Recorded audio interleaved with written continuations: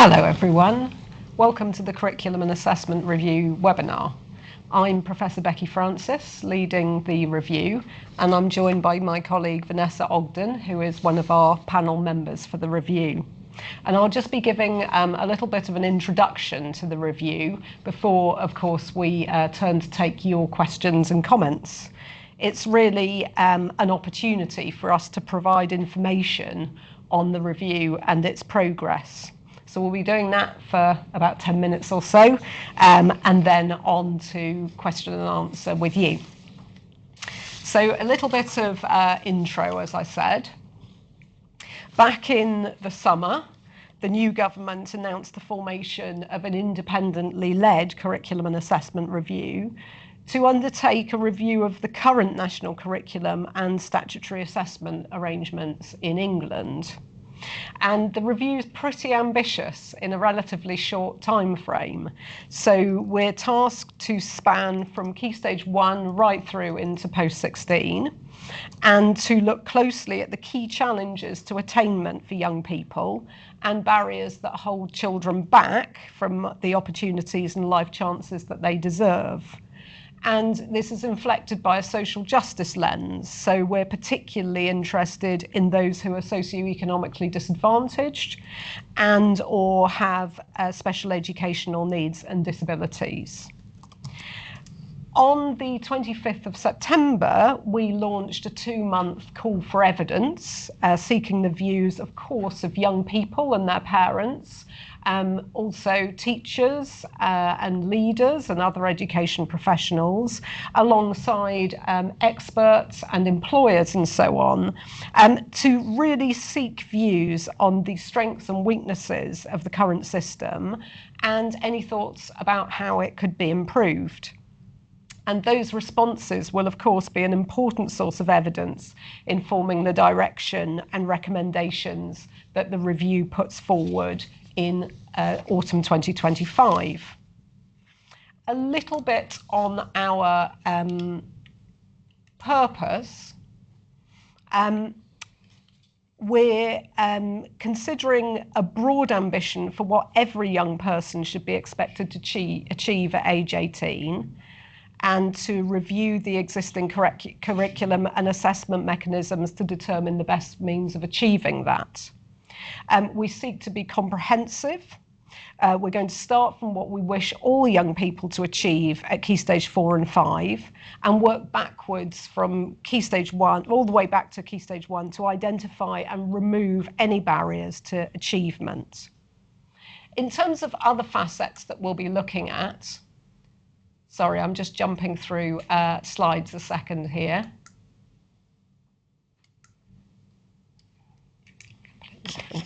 In terms of other facets we'll be looking at, we aim to provide a strong foundation in core subjects, a broad and balanced curriculum, including arts and vocational subjects, and to ensure students are ready for life and work.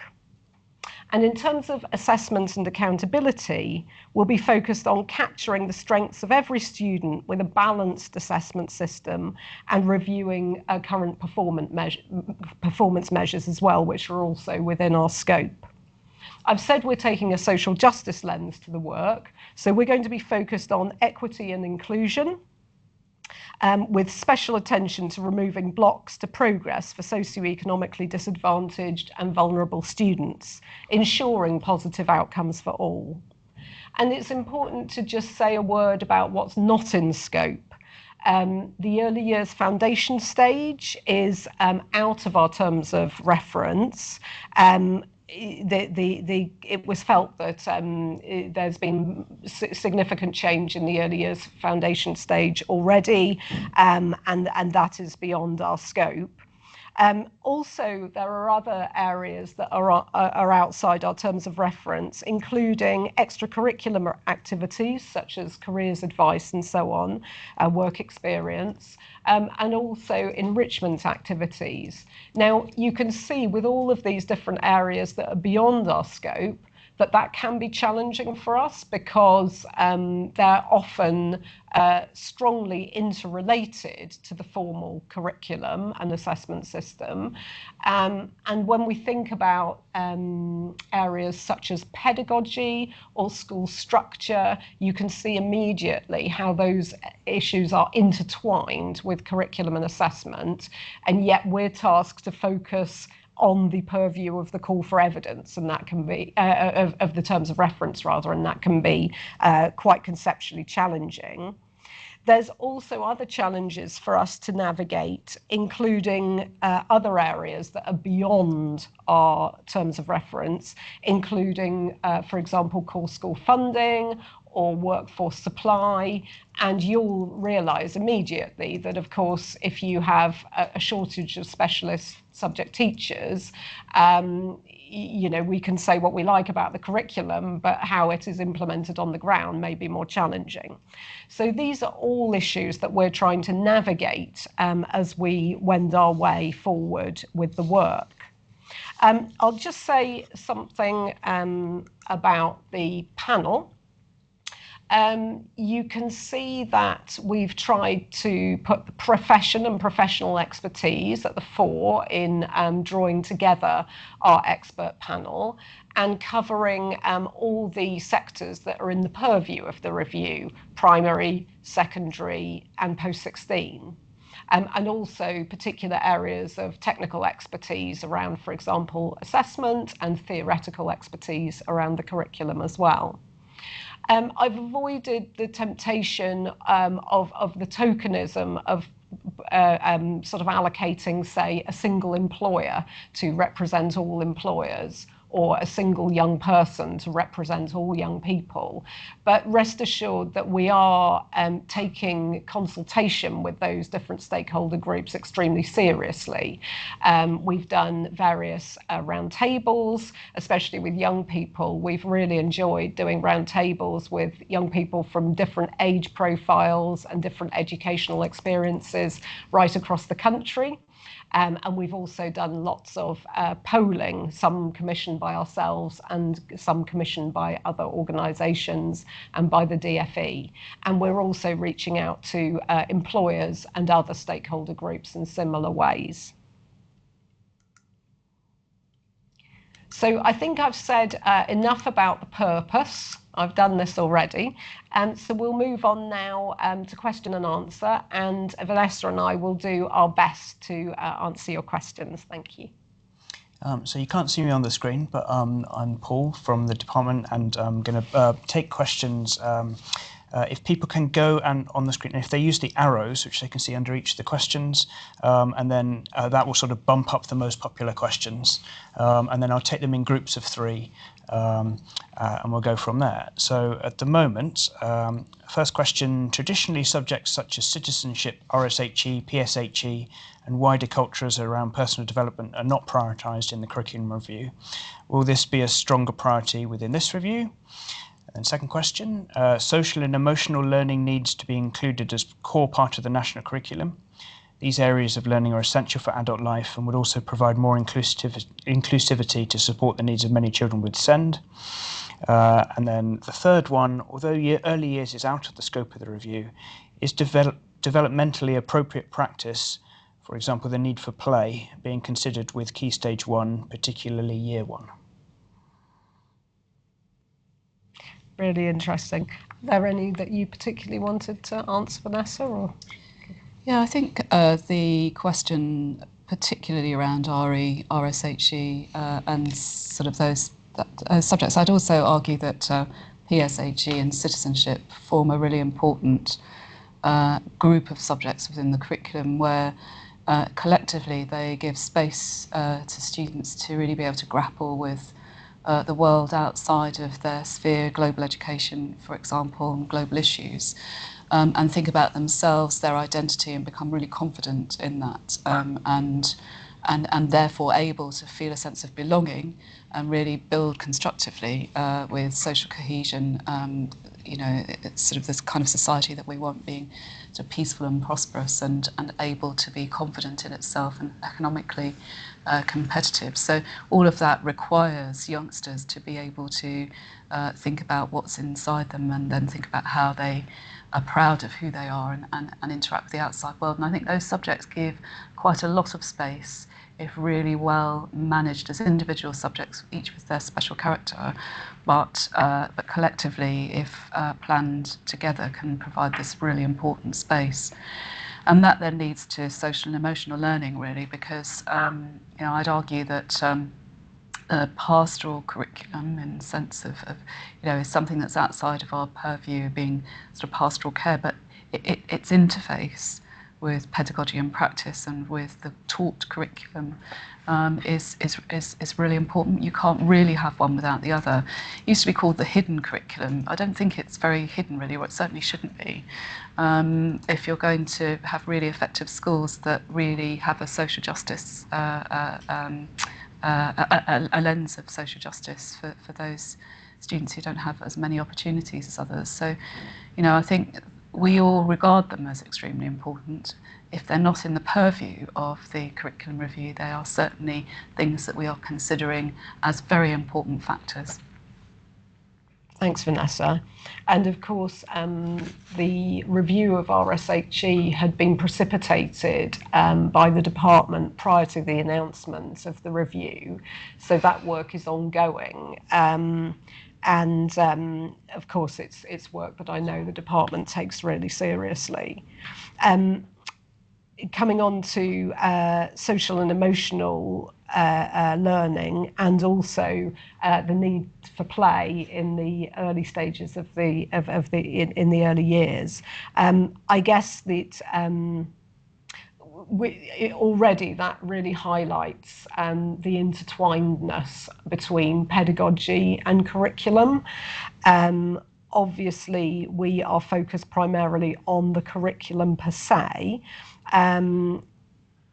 but that has strong implications for pedagogy, so we'll be very thoughtful about that. And I think that we're very cognizant of the strong evidence around social and emotional learning in terms of sort of productive outcomes for young people. So we'll definitely be mindful of that going forward. Okay, next back to your questions. So we've got, first, can you outline what the review has identified as the purpose of education? This seems to be a very fundamental question. Then we've got, how will the curriculum be coherently and logically planned from Key Stage 1 to Key Stage 5? How will the curriculum give children and young people real-life experiences, arts and cultural experiences? Yeah, there's a lot there. I'll leave the cultural experiences to you, Vanessa. In terms of the purpose of education, you know, that's a really good question, and obviously colleagues will be right to identify that we ought to be starting from that. Of course, it's also conceptually important and challenging.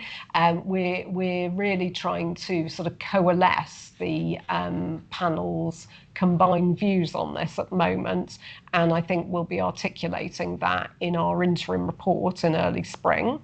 But I think it's absolutely right to say that in terms of kind of carts and horses metaphor, we have to start from what we mean to achieve and move forward. Probably what I didn't spend time on in the introduction but could have is the series of principles that you may have seen appended to the call for evidence and the terms of reference, I think I'm right to remember, that were authored by me at the get-go and that I take really seriously. And one of those is about, well, first of all, the most important one probably, that we're going to be evidence-driven and driven by the data. So we're not going to be sort of distracted by ongoing assumptions about what's right or wrong in education or what's best for young people without that return to the evidence. but most salient in terms of this question about purpose and principles is the one about evolution, not revolution. I think that there's a general recognition that the existing system has actually many strengths, and that there are many success stories, many of which reflect the very hard work of teachers as well as young people over the last 2 decades.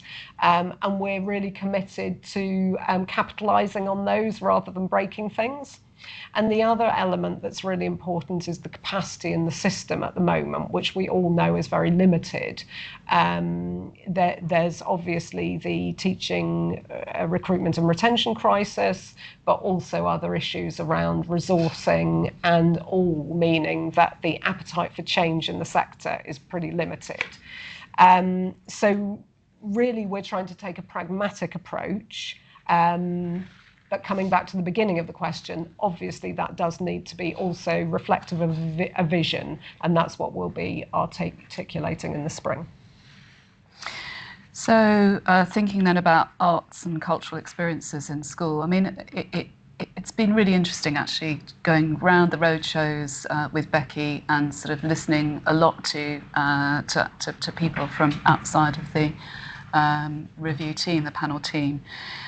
Because what's come through that, and what I know is coming through very strongly in other spaces where people have been interacting with members of the panel. I've, for example, recently been asked to go to the Royal Opera House to talk to head teachers there on behalf of the panel, for example. What's coming through really strongly is that there is a real desire to see arts and cultural experiences taken very seriously as part of the curriculum experience. And, you know, and of course all of that evidence as it's coming through are things that we will as a panel work through over the course of the next few months. So it's not possible to really say what the outcomes of that will be at this point. But what I can say is it's really, it's been a very strong voice within the evidence coming through, and not just from adults, from young people. I'd like to sort of shout out about the Folkestone youngsters and Folkestone Academy actually, because, you know, there's a very strong set of responses from those youngsters around the table about the importance of arts in their primary curriculum and their secondary curriculum. So we also know that you know, that there's been a decline in the take-up of certain parts of the expressive arts curriculum, which has led to difficulties of teacher supply. So there are lots of things that we're looking at that are the implications of things that have happened over the last few years, and thinking about how those can best be you know, reinforced, put back, reinforced, and sort of celebrated within our curriculum.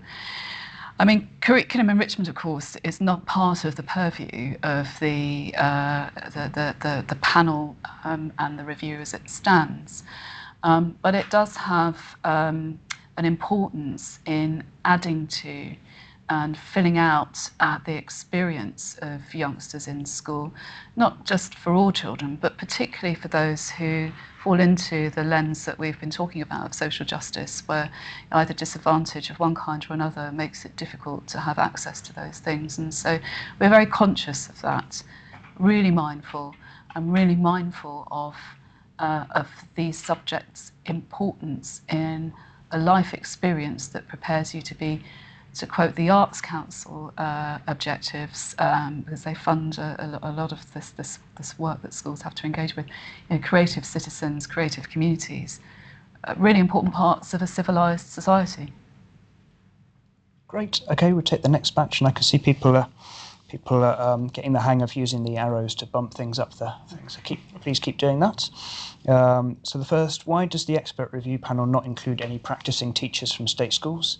Most of the panel are not practising teachers or facing the day-to-day challenges that teachers face.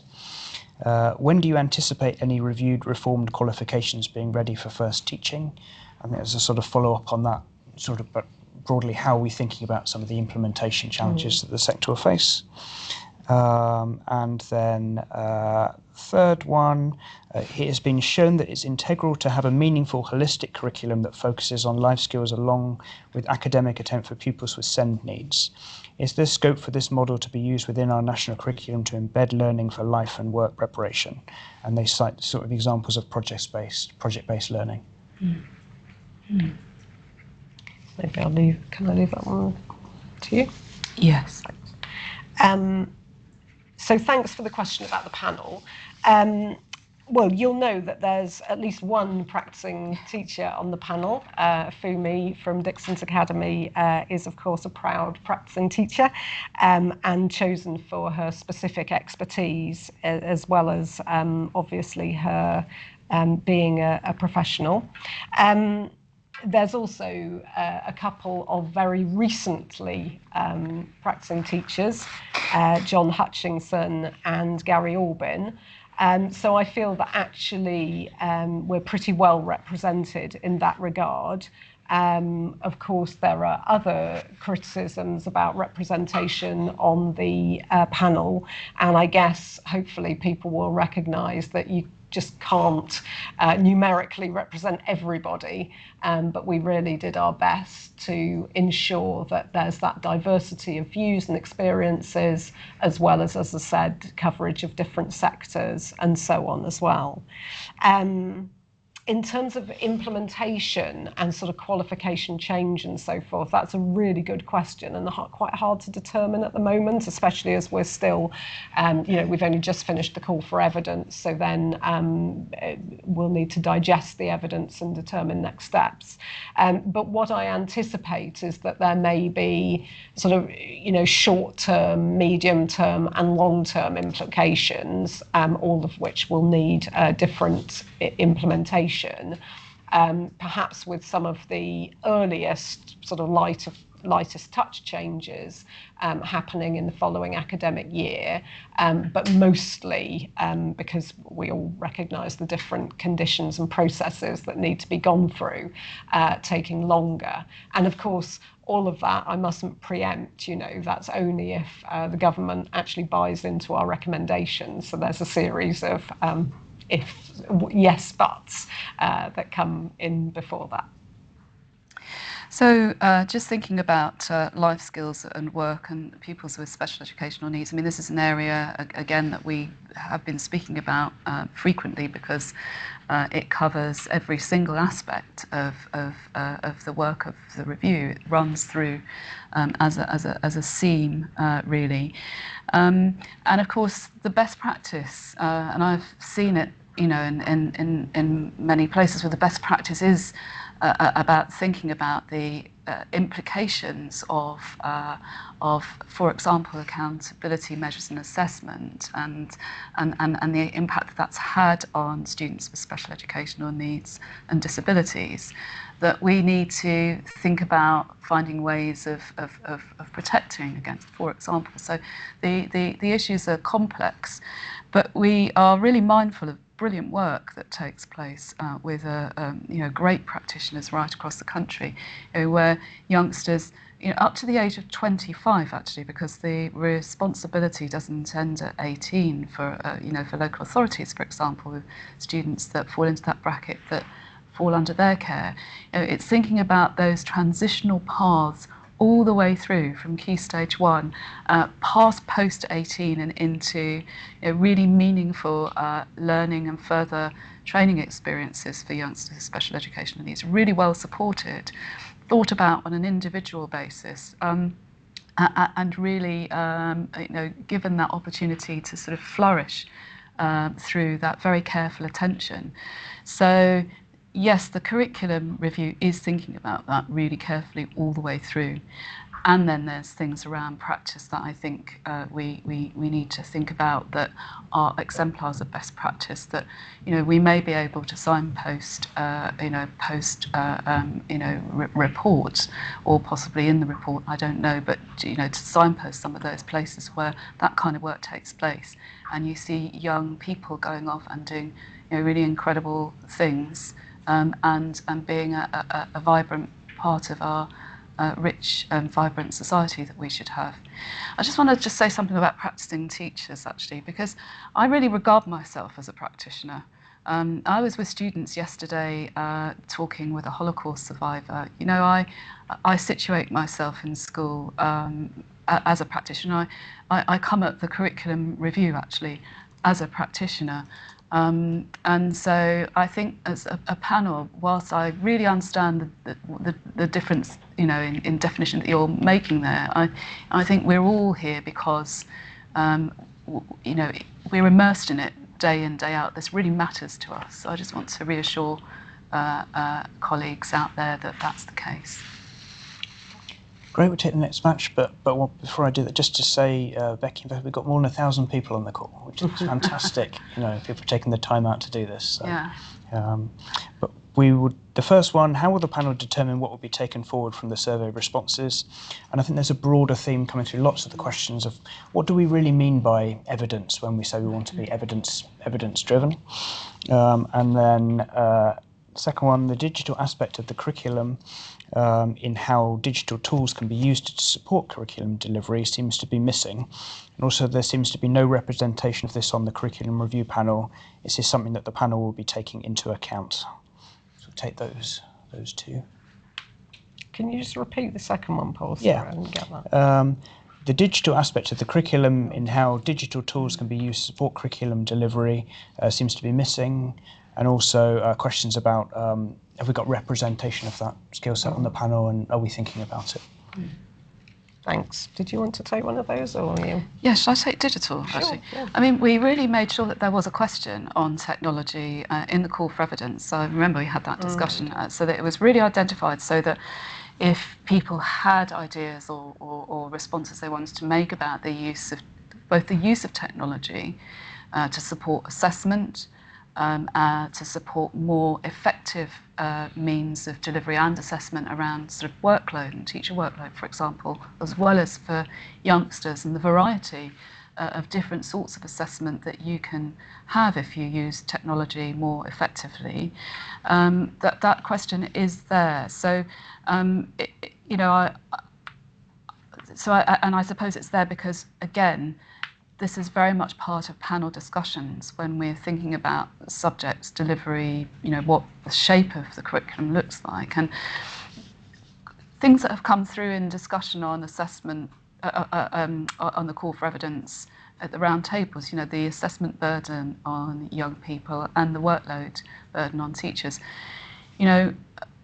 I feel that we've got a huge amount of potential in those tools out there to both enliven curriculum delivery, which is partly a pedagogical issue and therefore not in our purview, but nevertheless occupies our thinking, because in a way you can't separate the two. So we are thinking very much in a lot of detail about those things, and we do have expertise in those that sit around the table from the DFE who are supporting these discussions, providing information that we want, or answering questions or queries around things. And there is a lot of expertise in that team and in the Ofqual team as well. And Sir Ian Borkham is part of our discussions and very much has a lens on this from his perspective. So, it is very much part of our discussion.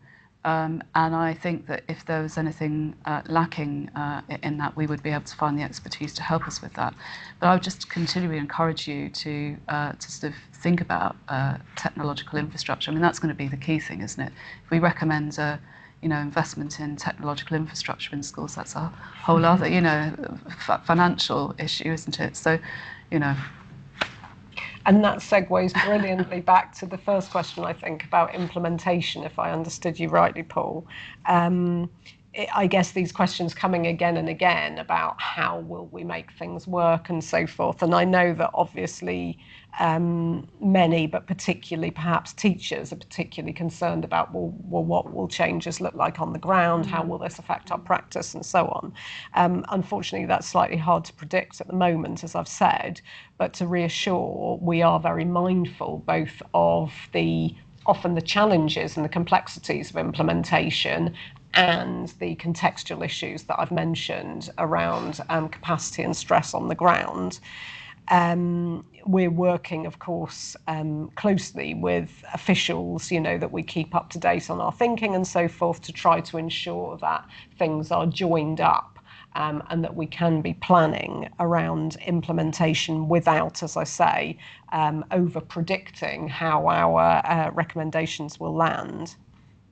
In terms of evidence, again, if I understood this question correctly, actually it's been incredibly fruitful, and of course for the academic nerdy side of me, really pleasurable to be able to dig into the data, that actually we have vast quantities of data at our fingertips, both that we can commission but also that reside at the DFE and elsewhere. And that's already been proved very fruitful in guiding our thinking, and I think being able to share back to the sector as well. So to exemplify that point would be how we appended to the call for evidence the graphs and tables around the subject representation over the last 20 years, and the trends therein, which already, I think, certainly, you know, so in some ways challenge my expectation about the level of continuity that there's been, particularly in Key Stage 3, but also some really informative data around how we've seen a slight increase in teaching time devoted to maths and English, slightly squeezing all other subjects in secondary, and with particular effects, of course, on a couple of key subject areas. And there's questions there, isn't there? Because that's been a response to specific policy intentions and performance measures. So could we see that as a good thing? Do we see that as a good thing? Or do we have concerns about the other subjects and so forth? And that requires further evidence taking, further thinking, and further consideration of destinations, data, and so forth. So although the evidence can't tell us everything, and there are gaps, of course, as many of you are aware, nevertheless, we have a really rich terrain, which in my view hasn't been mined sufficiently yet. Okay. And then take two next, they're quite big themes. So the first, will you be considering racism in the curriculum in schools? There are stark racial disparities in attainment outcomes for Black, Asian and mixed heritage young people, as well as in the use of exclusions and other punitive measures.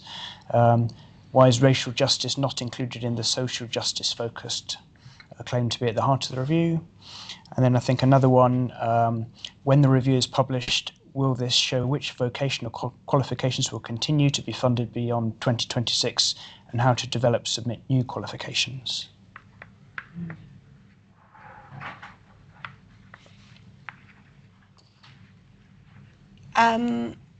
Did you have a preference there, Vanessa, or do you want me to start?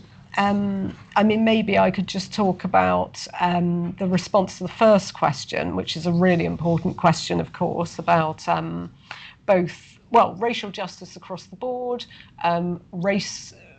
challenging racism through the curriculum, and then points about outcomes, all of which are both slightly different, but also, as I think the implication is, to some extent co-joined. I think the short answer is that we will be taking these matters seriously, and Vanessa has already alluded to the importance of the PSHE curriculum and citizenship and so forth. We're taking very seriously both the opportunities, but also the limits of the curriculum in regard to some of the recent, you know, everything from, for example, the summer riots to many of the other kind of social challenges that we see at present. There's a lot of expectation that the curriculum will address some of these issues. And as I say, there's both potential there, but also challenges. And I think we're all very cognizant of that on the panel. In terms of course, different sort of trends in outcomes at different subjects and according to different demographics, including particular ethnic groups and so forth. those of you who know my research know I'm very attuned to that and very interested in it. And we're going to be having some expert sessions where we take deep dives into some of those issues. And then, of course, we have the profound point about representation in the curriculum. Many of you will be aware that in the terms of reference, we're tasked to ensure that every young person is able to see themselves in the curriculum. And we've been hearing a lot about in the opinions of young people as we've toured the country as well on these particular issues. And it's been fascinating to hear their views and both their expectations around a diverse curriculum and there's in some cases their dissatisfaction and their very good suggestions, but also some really illuminating practices and illustrations of good practice that's going on in schools as well that we can learn from. I don't know, did you want to look at vocational qualifications, or if that's fine if I... Yeah, no, I mean, it's very hard for me to answer the question about, sort of deadlines and when things will be ready. I'm not part of that discussion, but certainly we are looking very closely at what really great post-16 education is for youngsters who don't take a pure A-level pathway, which is 63% of our national cohort, and have been quite rigorous about our questioning around those things. So I'm hoping very much that at the end of this review, it will be a lot better. Could you repeat the actual question? Sorry, I'd forgotten what it was. Yeah, sure. When the review is published, will this show which vocational qualifications will continue to be funded beyond 26 and how to develop, submit new qualifications? So I think it's hinting at the relationship between QRRI. Yeah, fine. Yes, so again, obviously many of you in the audience will know that the qualifications rapid review work is going on internally at the DFE and is a different process from the curriculum and assessment review. But we are trying to ensure that we liaise closely with departmental officials to make sure that there's no sort of great surprises between their review and then our adjudication and findings at the end of the curriculum and assessment review. And yeah, so that's a work in progress, but moving forward. Okay, so the top voted question now is the sector is crying out for revolution of the curriculum assessment model, not evolution, that has been suggested. And I think the questioner is sort of looking for reassurance that you are looking at flexibility for local offers, reform of the archaic exam system, that's what he says, and the removal of arbitrary progress measures. Wants to know that they're all on the table. And then we've got a lot of questions, which is a common theme we've heard, on there's too much content in the curriculum. Essentially, I think people would like to hear a bit from you about like what we're doing in that. There's a few questions there saying, have you had many suggestions of what's going to be removed? What might be added? And then it touches a bit on the balance between skills and knowledge and content in the qualification. Okay, there's quite a lot there.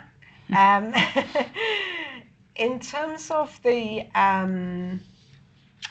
looking for radical, I appreciate that there are, of course, many people across the country that would like radical change in the curriculum and indeed assessment practices. But actually, that's not the dominant sort of feedback that we've heard across the country, and particularly from the teaching profession. There has been very strong, I would articulate it often as relief, actually, at the evolution, not revolution approach. Because as I said, whatever the kind of rights and wrongs and whatever one believes about the necessity or the desirability of radical change, capacity on the ground at present is very limited, and I think that there is widespread recognition of that. But we do, of course, hope to be able to articulate improvements, both improvements in life chances for young people who are particularly those that are struggling with education and their pathways at present, but also for the experiences of young people and their teachers as well. I've said, we remain committed to actually some of the successes in the present system, and some of the hard-won successes that have been achieved in the last 20 years. That point about volume of content is something that has come out absolutely consistently across our regional roadshows, and I know it informs many conversations, both with young people but also with teachers and parents. There's no doubt that those on the ground in the classroom are experiencing an overload of content. The job for us as a panel is to try to navigate the complexity, where we see that if we actually look at the national curriculum in some of these areas, some specifications do seem to be overloaded and oversubscribed. Some actually seem to be rather undersubscribed, and that seems to be leading to particular practices, a sort of burgeoning of content as schools, trusts, teachers try to imagine perhaps what Ofsted would like to see or what their trust is looking for, or indeed even just accumulation of practice and topics on the ground over time.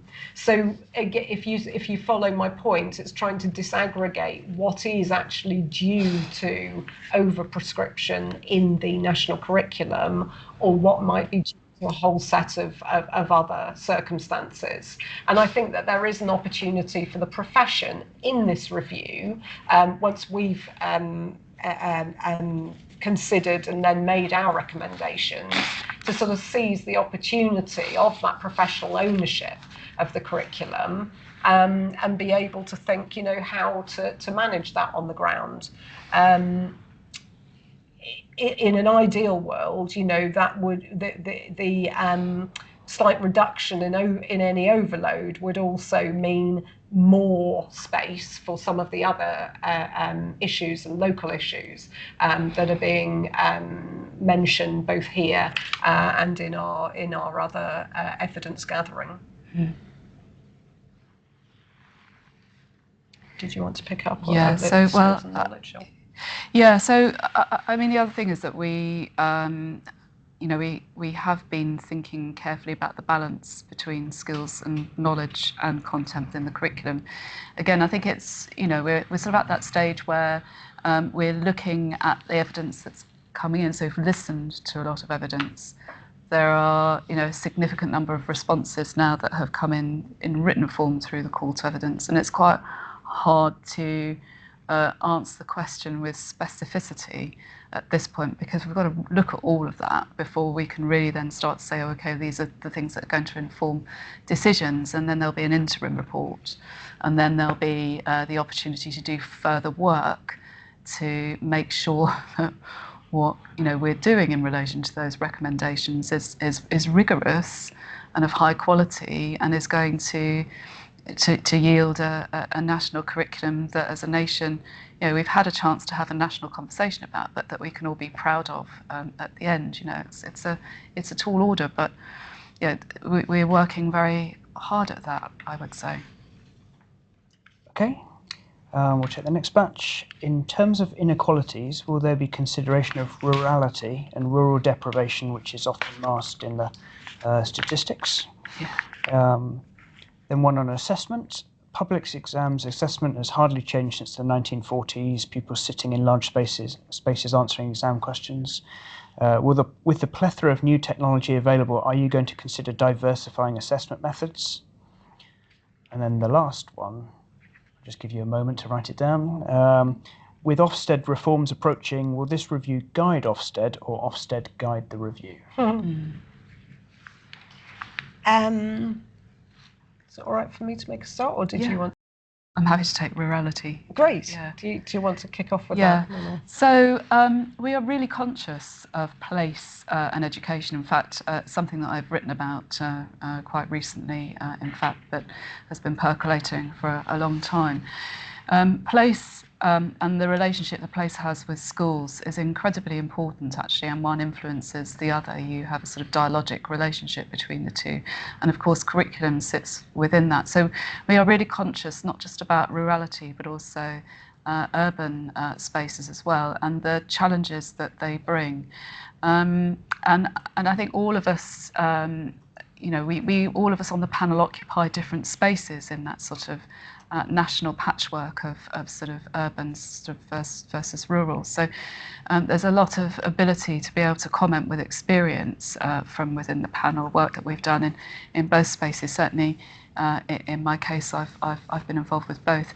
And there is no doubt that that the issues that arise are both sort of different and similar. And I think we've been talking about what might be possible within the curriculum that we return at the end, about sort of localism, and I go back always to my own subject area, really, which is predominantly really about belonging and being able to understand yourself and the people around you, and be able to work with difference and value difference. Going back to the question about racism earlier, and build a really cohesive, unified society through your experience of learning about other people in a rigorous way, so not based on myth or anecdote or misunderstanding, with a real rigour that you're able to bring to your understanding then when you go to interact with other people. And that includes whether it's about race and experience of racial injustice, but also about rurality, disadvantage, and how you understand yourself, and how we build a society through the children that come through the system, a future that is really about hope. And I think, what we will do at the end, I don't know, but my own opinion is that, some area where you can think about your space, your local space, and be able to celebrate that, because there's so much to celebrate about each region and each place, and also be able to contend with the issues and come out of that with a better set of skills to be able to navigate those things. I'll take the assessment question or comment. I love the characterisation. I think that though there are so many careful points and trade-offs about assessment, and actually making change is much more difficult than often I think we think. We want to be able to express the learning and achievements of every young person, and that's how we set out with this review. So we are taking assessment very seriously within that purview. We've committed already to maintaining the important role of national examinations, and of course the importance of that, but also the importance from a social justice perspective, because national exams alleviate some of the bias that plays out in teacher assessed and other mechanisms of assessment. There's, of course, the question of the purpose of exams and different forms of assessment too, summative or formative. Are they trying to be diagnostic? Are they trying to celebrate success? Are they trying to, credentialise young people for their future pathways? All of these things are important, and often they're intertwined in our current approaches. Obviously, there are potential opportunities offered by innovative technologies, but I think Vanessa has already alluded to some of the dangers and challenges as well, including in terms of inequalities in provision, access to infrastructure, and even devices between different families and young people. And of course, the other challenge that we face is that there are many approaches, digital approaches, that show promise, but they're really still in the early stages or sort of on the horizon. Adaptive forms of assessment, for example, we don't yet know what that would play out like in practice in terms of potential caps to attainment and so forth. So there needs to be far more kind of confident experimentation and evidence presented. We're considering all of these things, as you can hear, but I think that we're trying to take an open-minded but also cautious approach. Mm. Did you want and then Ofsted. Oh, yes. Yeah, so, I mean, Ofsted is independent from the curriculum review, as I understand it. So, I think there has to be that sort of firewall, I think. But at the same time, I know that Becky is periodically talking to Sir Martin Oliver as Chief Inspector, because it would be senseless not to do that. Yes, exactly. I think that's spot on, Vanessa. We're really mindful, actually, that there's a lot of important work going on across the sector at the moment. And even though, we in curriculum and assessment are talking about evolution, not revolution, nevertheless, with all of these different agencies and, innovative programs of work and so forth, actually, if they all come at the same time, that could be a lot of work on the ground and strong implications on the ground, and especially if they don't join up very well. Yeah. So I think we're all really mindful of that. And as Vanessa says, we're having regular catch-ups with Ofsted in terms of the progress of their work, how it relates to ours, and that mutual information. So we'll try to make sure that pathways remain aligned going forward. Okay. Next question sort of continues the theme of overloading content, but I think from a sort of primary school perspective. Mm-hmm. As a primary teacher, I'm open for changes. Curriculum is too full. The maths content gets rushed and not covered in depth. The English curriculum is not sequenced correctly. The DT and MFL requirements in primary school are not fit. If you speak to teachers, we all say the same. We're expecting too much in too little time. Children are struggling. Next one, will your review demonstrate more trust in teachers than has been the case for the past 4 decades? Lots of votes for that. And finally, I'm glad to hear there will be a large focus on social justice and inclusion. Do you recognise the interconnected nature of social justice, personal well-being, and environmental well-being? Mm.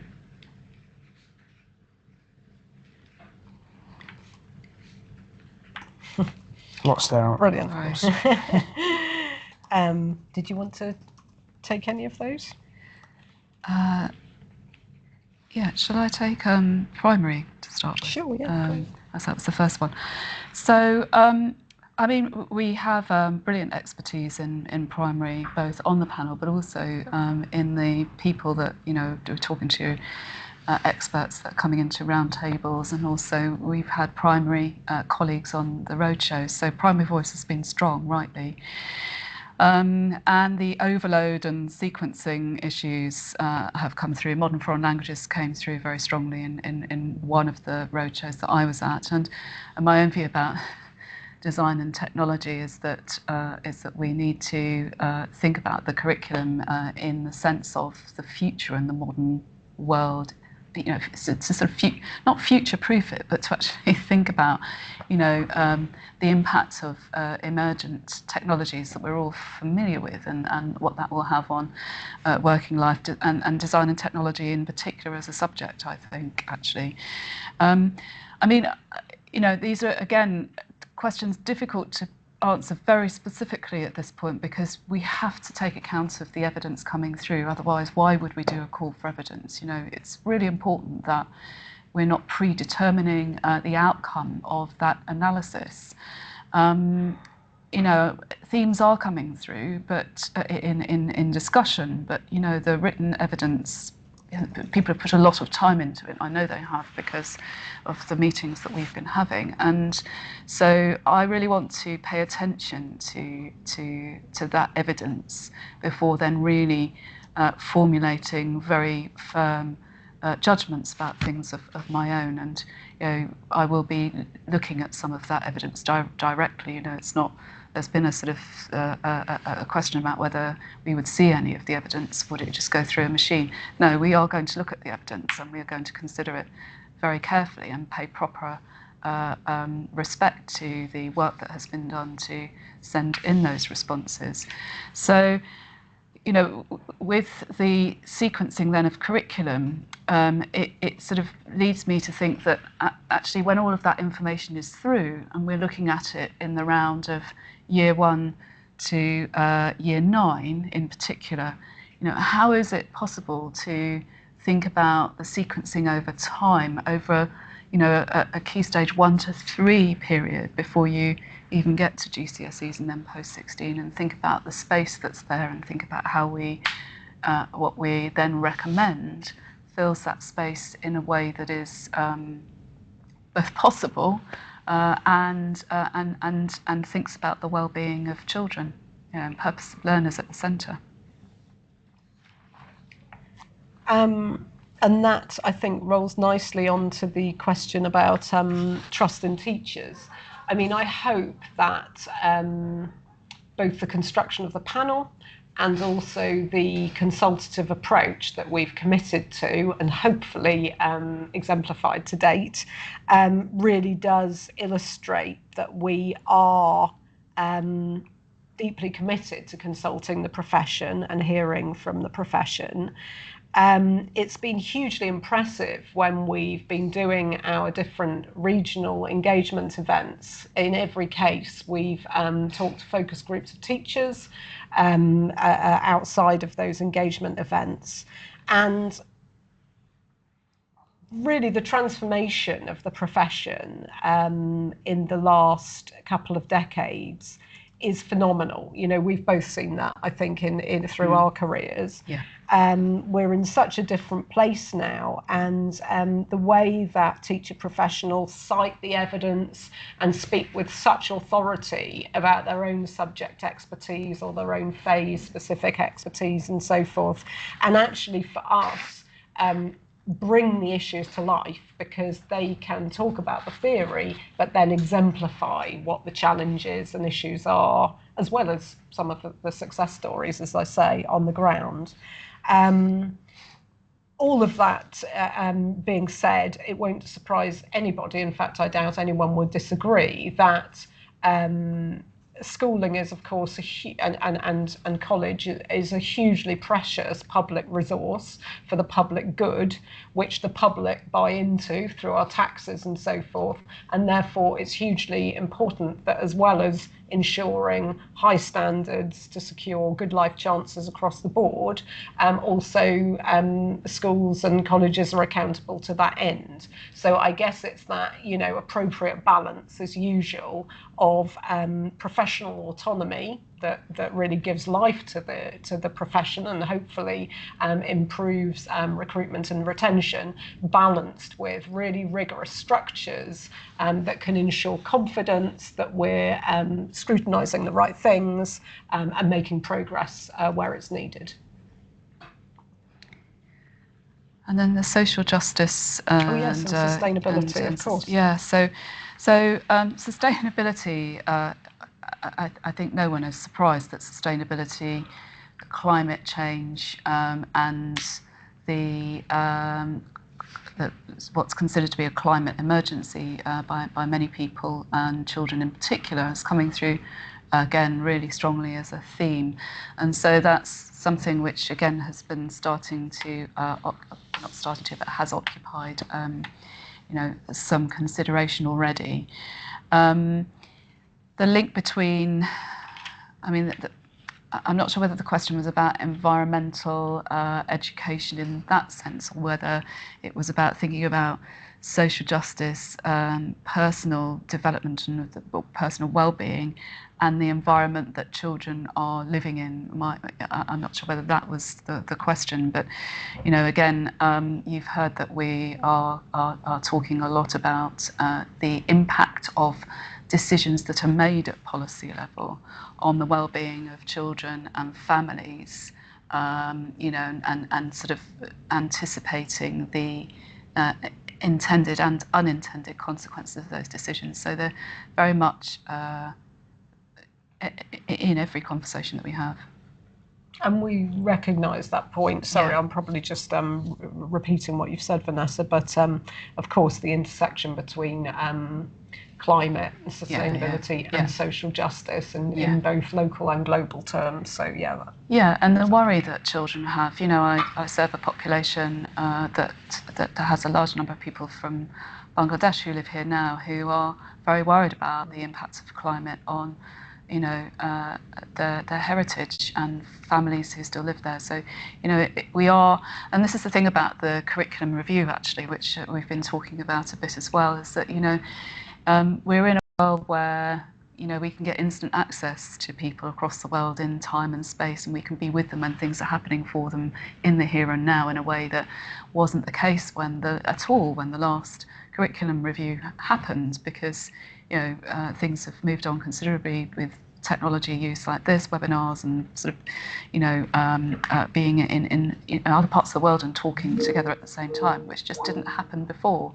So the future that we are thinking about around curriculum review is one that is really quite different, and so in a way that also has to inform our thinking about what the report is at the end.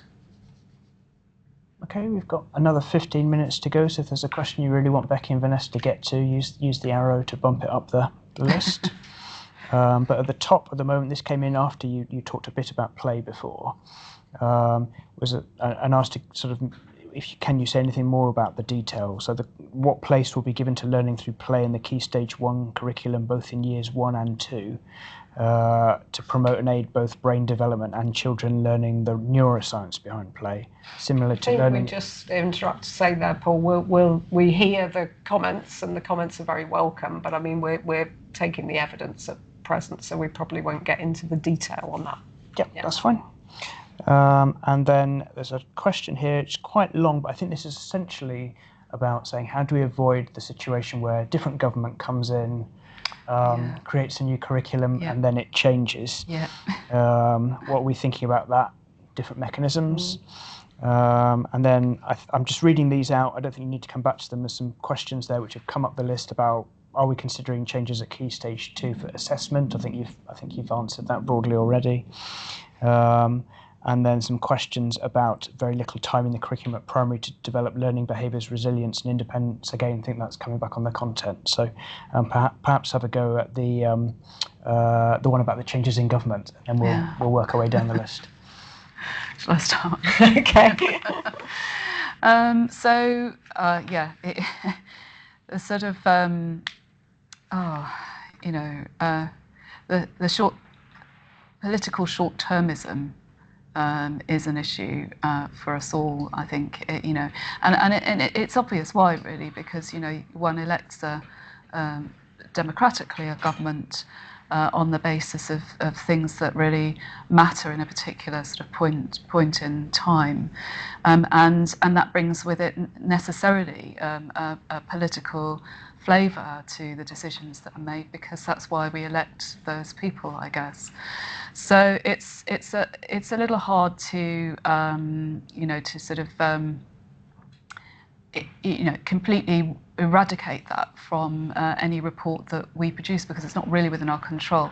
Having said that, I know that it's a conversation that has been happening a lot amongst professionals, and we have a number of organisations that are sort of advocating for, for a way in which we can settle our decisions around education into a framework that isn't so driven by the political views of government. But the problem is, of course, is that education is essentially about what we want for society, and therefore why we teach our children in the way that we do. So in a way it's quite difficult to avoid that political dimension to education, unless you take it out of politics altogether, which some might argue would be a good thing. But, you know, that's probably beyond the sort of scope of a Well, the funniest thing is it's not actually beyond the scope, because it's in the it's actually in our terms of reference that we consider this point, and I think it's quite a difficult point for all the reasons that Vanessa has brilliantly highlighted there.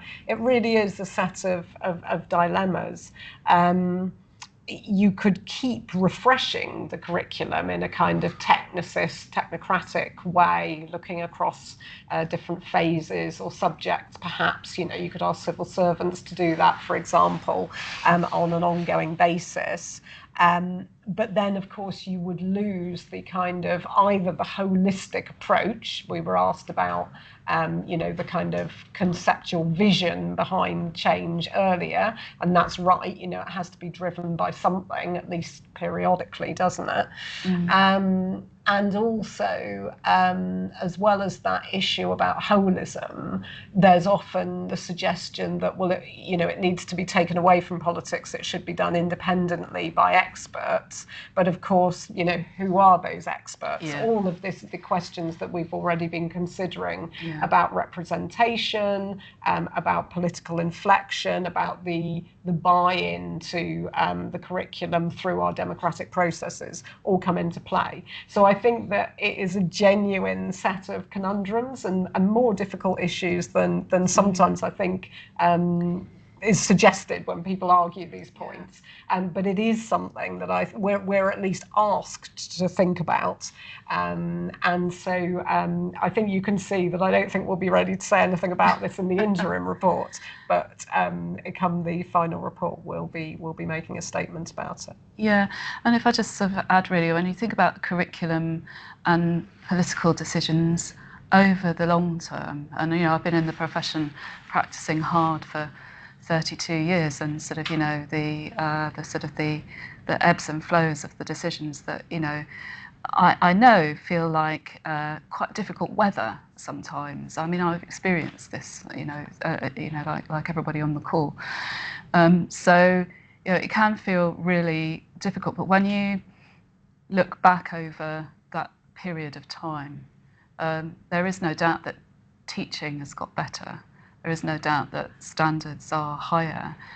There is a rigour that underpins what teachers do, and teachers and support staff and our school leaders do an absolutely brilliant job, really, in the context of sometimes these difficult situations. And you can see that running right through. You know, when you read about the profession and its development over the last 30 years or so, and probably beyond it probably applies beyond and right back into history, but certainly in my time, it's, you know, there are continuities despite the changes in government, and where there's been longer term, you know, numbers of terms together. So, for example, the last Labour government, before this, you know, 3 terms of office. The latest government, okay, so there are still continuities that run throughout there, which I think are interesting to pull out. Okay, and then I'll 7-8 minutes to go. I'll just ask the final batch. So before I do that, I think it's worth saying there's a lot of questions that are on there, which is sort of duplicating things you've answered. So there's a clear big takeaway about there's too much content in the curriculum. I think there's also a lot of concern about, like, are we modernising the assessment system?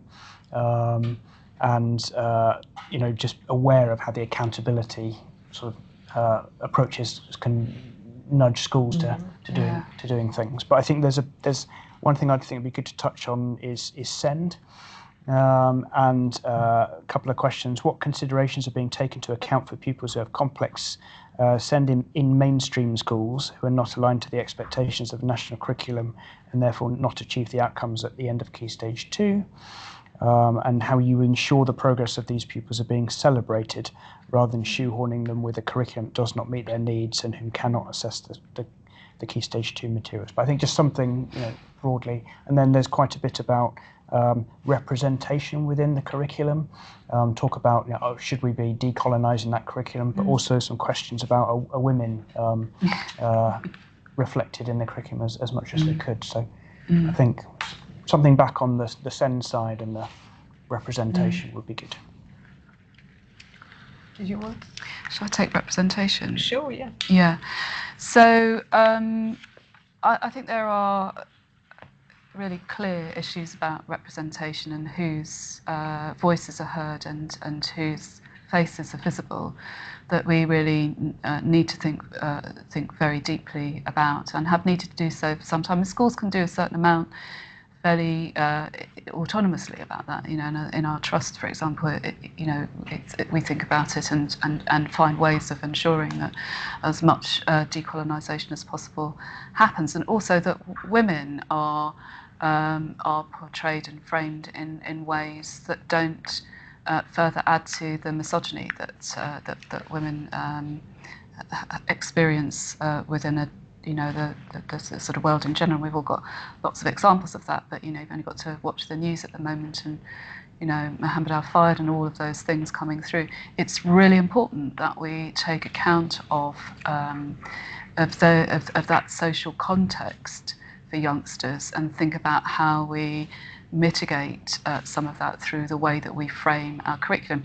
And I'd just like to sort of make a point about, just for example, if you just take Jack the Ripper and teaching about Jack the Ripper in the history curriculum, I'm not quite sure why we are doing that, actually. I mean, I understand it's about Victorian policing in London, but, really that can be taught so badly as well as so well if you took a feminist perspective to it. So I think we really do have to think about those issues. They are burning issues in my view. So you can rest assured we will be thinking about that very carefully.